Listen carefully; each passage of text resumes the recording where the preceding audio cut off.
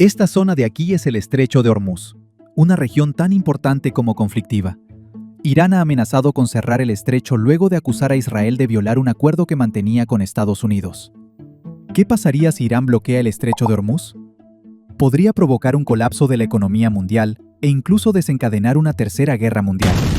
Esta estrecha vía marítima, de apenas 33 kilómetros de ancho, se encuentra entre Irán y Omán. Aproximadamente el 20% del petróleo mundial y casi el 30% del gas natural del mundo transitan por allí cada día.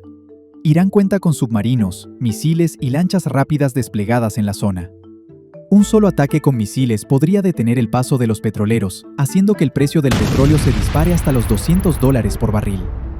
Los mercados globales podrían desplomarse y comenzar una recesión. Por eso, la Marina de Estados Unidos mantiene una presencia constante en la región para garantizar que el suministro energético continúe fluyendo.